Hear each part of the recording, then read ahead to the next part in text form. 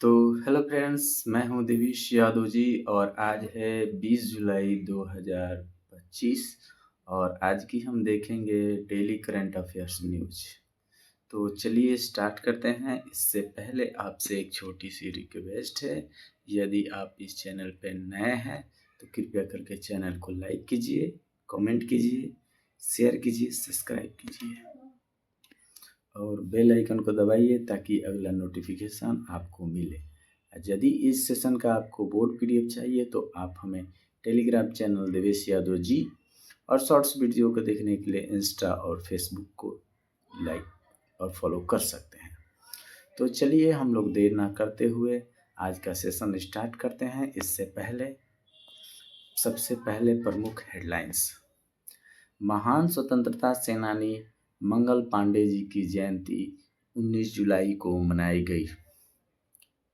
डाक विभाग ने अगले पीढ़ी के लिए एपीटी एप्लीकेशन की घोषणा की। स्वदेशी रूप से डिजाइन एवं निर्मित सबसे बड़ा सर्वेक्षण जहाज आईएनएस संध्याक ने मलेशिया का दौरा किया। इटली की राजधानी रोम में 88वें कोडेक्स कार्यकारी समिति की बैठक की गई। गृह मंत्री श्री अमित शाह जी ने उत्तराखंड निवेश उत्सव 2025 का शुभारंभ किया।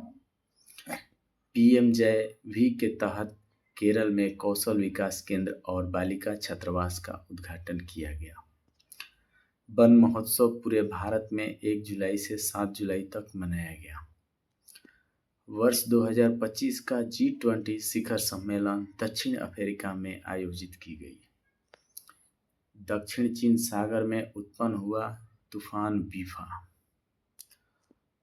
और भारत और यूरोपीय के 4 देशों के समूह यूरोपीय मुक्त व्यापार संघ के बीच समझौता हुआ। तो चलिए अब इनको हम विस्तार से जानते हैं। महान स्वतंत्रता सेनानी मंगल पांडे जी की जयंती 19 जुलाई को मनाई गई। उनका जन्म जो है 19 जुलाई 1827 ईस्वी में हुआ और उनकी मृत्यु जो है वह 8 अप्रैल 1857 को ब्रिटिश अधिकारियों पर हमले के कारण उन्हें फांसी की सजा दे दी गई थी। यह 1857 की पहली भारतीय स्वतंत्रता संग्राम की लड़ाई थी। नेक्स्ट, डाक विभाग की अगली पीढ़ी के लिए एपीटी एप्लीकेशन की घोषणा की गई है। यह एप्लीकेशन जो है दिल्ली के डाकघरों में 21 जुलाई से लागू कर दिया जाएगा। इस एपीटी एप्लीकेशन का मुख्य उद्देश्य है कि यह बेहतर और तेज सेवा और अधिक ग्राहक को अनुकूल इंटरफेस प्रदान करने के लिए है। स्वदेश रूप से डिजाइन एवं निर्मित सबसे बड़ा सर्वेक्षण जहाज आईएनएस संध्याक ने मलेशिया का दौरा किया। यह आईएनएस संध्याक जो है वह 16 जुलाई से 19 जुलाई तक मलेशिया के पोर्ट फ्लैग में अपना पहला बंदरगाह का दौरा किया।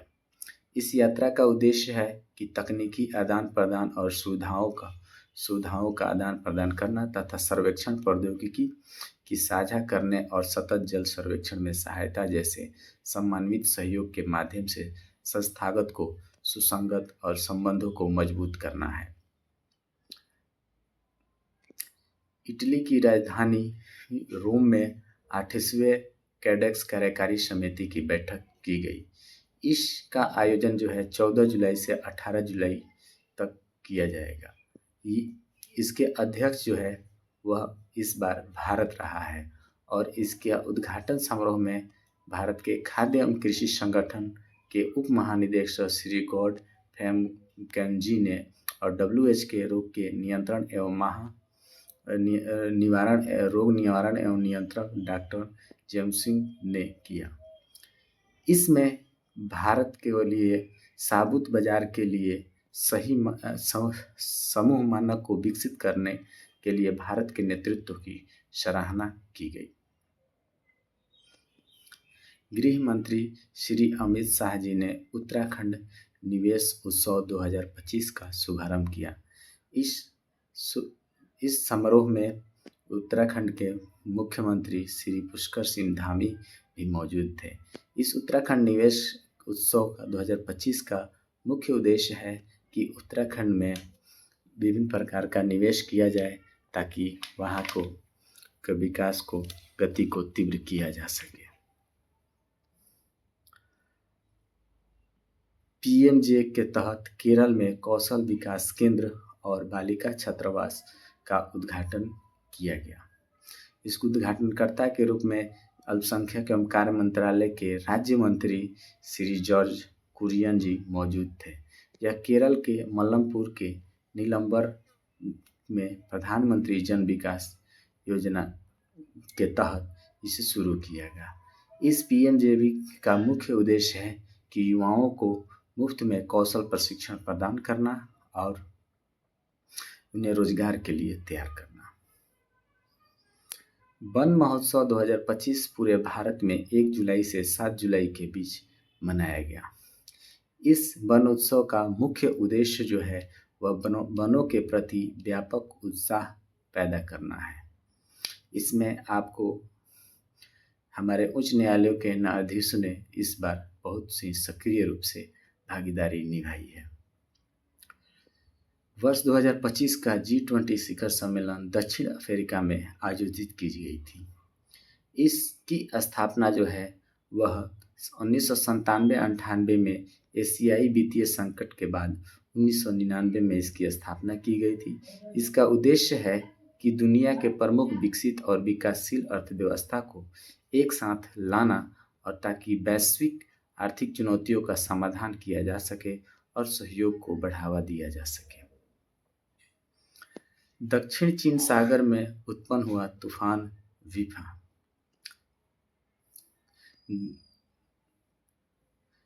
भारत और यूरोप के 4 देशों के समूह यूरोपीय मुक्त व्यापार संघ के बीच समझौता हुआ।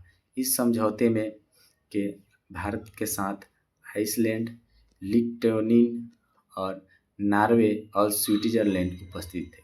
ये जो है समझौता जो है वो 1 अक्टूबर से लागू हो जाएगा। इसके और ये जो है केंद्रीय और वाणिज्य और उद्योग मंत्रालय के मंत्री इसकी जो है पीयूष गोयल जी हैं जो इसके संबंध में मीडिया को बताएं। तो चलिए आज के लिए बस इतना ही रहने देते हैं। अब हम इसमें आपसे इसी सेशन पर आधारित कुछ प्रश्नों को बनाएंगे जो आपको सभी प्रतियोगिता परीक्षाओं के लिए अनुकूल रहेगा। तो चलिए स्टार्ट करते हैं। आज का पहला प्रश्न, महान स्वतंत्रता सेनानी मंगल पांडे जी की जयंती किस तिथि को मनाई गई थी? तो मंगल पांडे जी की जयंती जो है वह 19 जुलाई को मनाई गई थी। नेक्स्ट हमारा प्रश्न है कि हाल ही में डाक विभाग ने अगली पीढ़ी के लिए किस एप्लीकेशन की घोषणा की है? तो डाक विभाग ने अगली पीढ़ी के लिए एपीटी एप्लीकेशन को घोषणा की है। इसका आंसर हो जाएगा आपको एपीटी एप्लीकेशन। नेक्स्ट हमारा प्रश्न है कि हाल ही में स्वदेश रूप से डिजाइन एवं निर्मित सबसे बड़ा सर्वेक्षण जहाज आईएनएस संध्यांक ने मलेशिया के यहाँ पे गड़बड़ हो गया है, किस देश का दौरा किया? तो वो जो दौरा है वो मलेशिया का दौरा किया। तो आंसर यहाँ पे होगा किस, और ये हो जाएगा मलेशिया।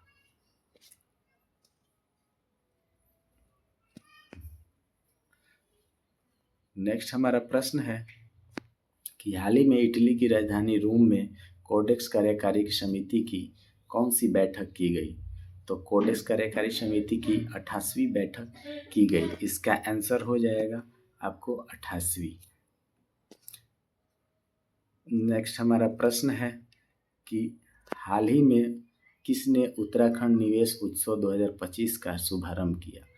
तो हमारे गृह मंत्री श्री अमित शाह जी ने उत्तराखंड महोत्सव का शुभारंभ किया। आंसर हो जाएगा गृह मंत्री अमित शाह जी।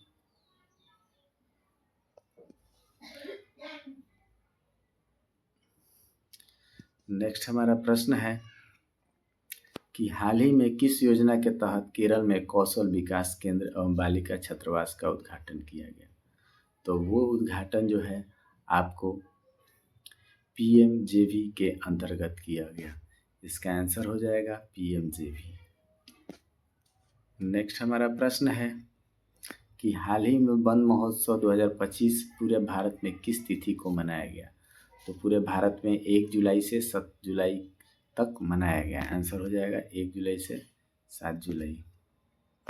नेक्स्ट हमारा प्रश्न है कि हाल ही में G20 शिखर सम्मेलन कहाँ आयोजित की गई? तो G20 2024 वाला जो है वो शिखर सम्मेलन दक्षिण अफ्रीका में आयोजित की गई थी। और तो इसका आंसर हो जाएगा 2024। लेकिन इससे पहले भारत में 2000 जो है वह 23 में किया गया था और ब्राज़ील जो है वह 2024 में किया है ना जी। अब अगला जो है 2025 वाला दिसंबर में दक्षिण अफ्रीका जो है वह संयुक्त राज्य अमेरिका को सौंपेगा। तो इसका आंसर हो जाएगा अभी फ़िलहाल G20 शिखर सम्मेलन जो है वो आपको दक्षिण अफ्रीका में आयोजित की गई है। नेक्स्ट है दक्षिण चीन सागर में कौन सा समुद्री तूफान उत्पन्न हुआ है? तो दक्षिणी चीन सागर में बीफा समुद्री तूफान उत्पन्न हुआ है। तो इसका आंसर होगा जाएगा बीफा। और रेमल आपको बता दें कि रेमल जो है बंगाल की खाड़ी में उत्पन्न हुआ था 2024 में। आसाना भी बंगाल की खाड़ी में उत्पन्न हुआ था और फैंगल भी, ये तीनों जो है अपने बंगाल की खाड़ी में उत्पन्न हुआ है। लेकिन इस बार जो है वह आपको 2025 में है, चीन सागर में बीफा उत्पन्न हुआ है चीनी समुद्री में। नेक्स्ट हमारा प्रश्न है कि हाल ही में यूरोप के कितने देशों और समूहों को यूरोपीय मुक्त व्यापार संघ के बीच समझौता हुआ है? तो वो समझौता जो हुआ है आपको 4 देशों के बीच हुआ है। आंसर हो जाएगा आपका 4। नेक्स्ट हमारा प्रश्न है, नेक्स्ट प्रश्न ही है, अब हम थोड़ा कल के प्रश्नों को भी फास्ट रिवीजन के तौर पे हम लोग देखते हैं। चलिए कल का प्रश्न जो है वो क्या है? तो हाल ही में 21वें पुलिस एवं फायर खेल 2025 में भारतीय दल ने कितने मेडल जीते थे? तो भारतीय दल ने 613 मेडल जीते थे। तो इसका आंसर हो जाएगा 613। नेक्स्ट हमारा प्रश्न है कि हाल ही में सूचना और प्रसारण मंत्रालय ने 56वें IFFI संचालित समिति की बैठक कहाँ की? तो वो बैठक 56वें IF की समिति की जो बैठक है वो मुंबई में की गई थी। तो इसका आंसर हो जाएगा मुंबई। और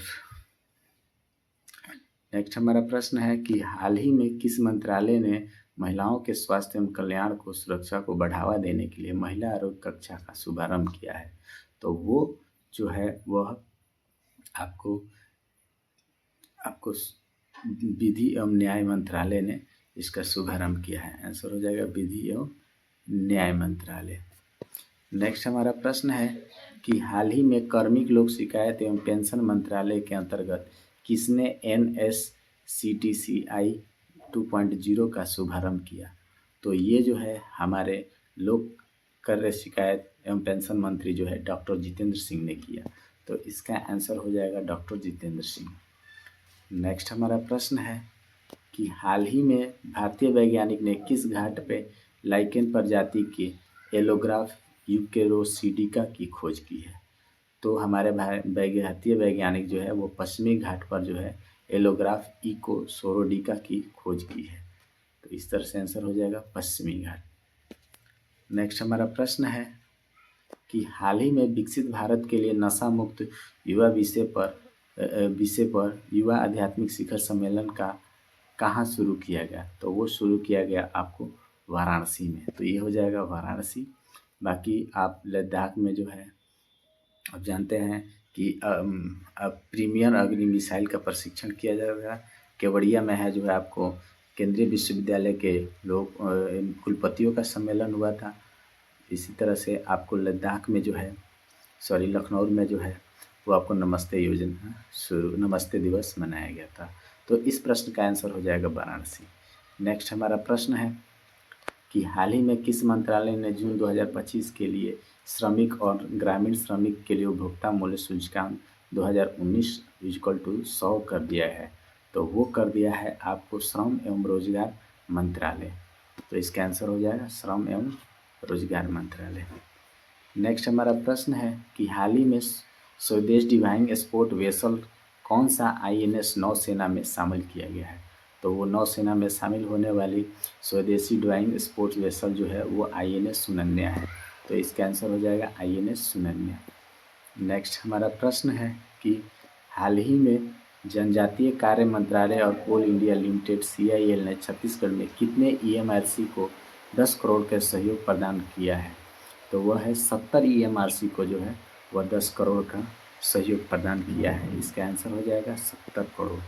नेक्स्ट हमारा प्रश्न है कि हाल ही में पोलाक इमरे और बरगा जोनास में मेमोरियल कुश्ती टूर्नामेंट में सुजीत कालके को कौन सा पुरस्कार मिला है। तो सुजीत कालके को जो पुरस्कार मिला है वो मिला है आपको स्वर्ण पुरस्कार मिला है। आंसर हो जाएगा इसका स्वर्ण।